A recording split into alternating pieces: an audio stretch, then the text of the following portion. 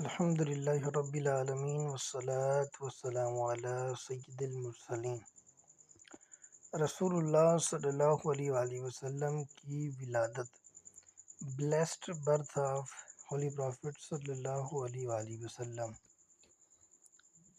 درود پاک کی فضیلت اللہ کے آخری نبی صلی اللہ تعالی علیہ وآلہ وسلم کا فرمان عالی شان ہے کہ مجھ پر درود پاک پڑھا کرو، بے شک تمہارا درود مجھ تک پہنچتا ہے چاہے تم جہاں بھی ہو۔ صلی اللہ تعالی علی محمد صلی اللہ تعالی علیہ وآلہ وسلم۔ جاہلیت کی تاریکیاں۔ اللہ پاک کی عبادت اور اطاعت انسان کی پیدائش کا بنیادی مقصد ہے۔ دنیا کی رونق اور نفس و شیطان کے دھوکے سے یہ مقصد نگاہوں سے اوجھل ہو جاتا ہے۔ اس مقصد کو یاد دلانے کے لیے اور انسانوں کو سیدھی راہ پر چلانے کے لیے اللہ کریم نے مختلف زمانوں میں کئی انبیاء کرام بھیجے۔ انبیاء کرام انسان کو اس کے مقصد حقیقی کی پہچان کرواتے ہیں اور اس کی ہدایت اور رہنمائی کرتے ہیں۔ یہ انبیاء مختلف زبانوں میں مخصوص قوموں اور ملکوں کی طرف بھیجے گئے۔ سب سے آخر میں اللہ کریم نے اپنے پیارے حبیب جناب احمد مجتبیٰ صلی اللہ تعالی علیہ وآلہ وسلم کو قیامت تک کے لیے تمام کائنات کی طرف نبی بنا کر بھیجا۔ آپ کی آمد سے پہلے گزشتہ انبیاء کرام کی تعلیمات بھلا دی گئی تھیں۔ دنیا جہالت کے اندھیروں میں بھٹک رہی تھی۔ کئی برائیوں نے دنیا کے سارے معاشرے کو اپنی لپیٹ میں لے رکھا تھا۔ بالخصوص عرب سرزمین تو بدترین بدحالی کا شکار تھی۔ ظلم و زیادتی، فحاشی و عریانی، لڑائی جھگڑا، جوا اور شراب کی کثرت، قتل و غارت، جاہلانہ رسومات، بت پرستی، غرور و تکبر اور جہالت کے بادل ہر طرف تاریکی پھیلا رہے تھے۔ ولادت مصطفیٰ کی بہاریں۔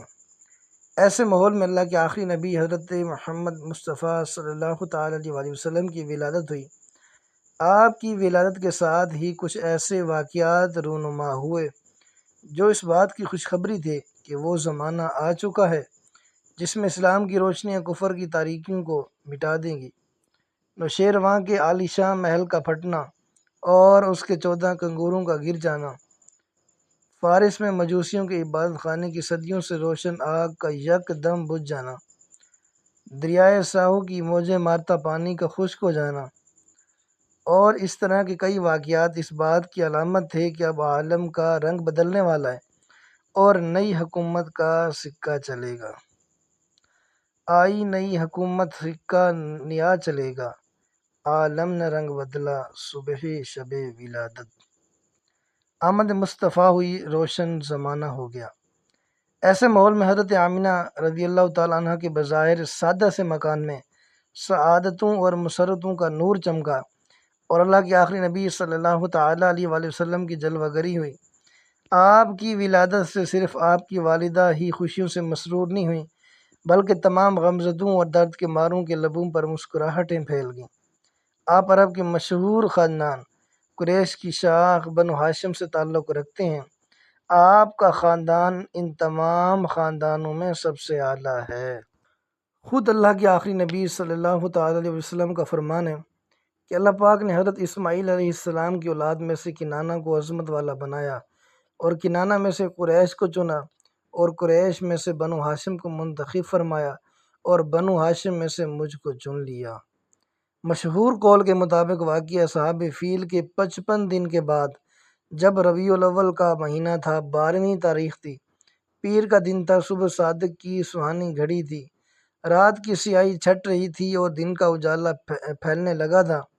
571 عیسوی کی اپریل کی 20 تاریخ تھی جب مکہ شریف میں اپنی والدہ کے گھر آپ کی ولادت ہوئی۔ پر نور ہے زمانہ، صبح شب ولادت، پردہ اٹھا ہے کس کا صبح شب ولادت۔ نسب مصطفیٰ صلی اللہ تعالی علیہ وآلہ وسلم۔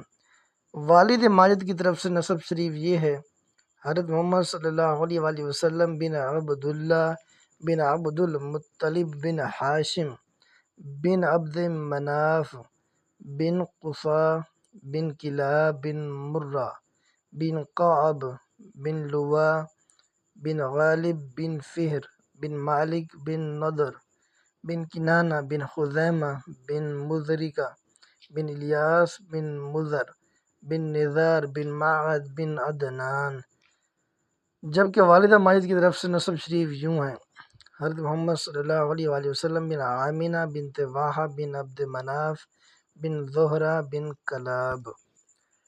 والدین مصطفیٰ صلی اللہ علیہ وآلہ وسلم، آپ کے والد گرامی حضرت عبداللہ رضی اللہ تعالی عنہ ہیں۔ یہ سیرت و صورت دونوں میں بے مثال تھے۔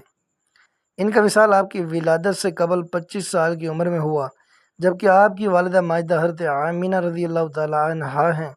یہ اپنے نسب و شرف میں قریش کی تمام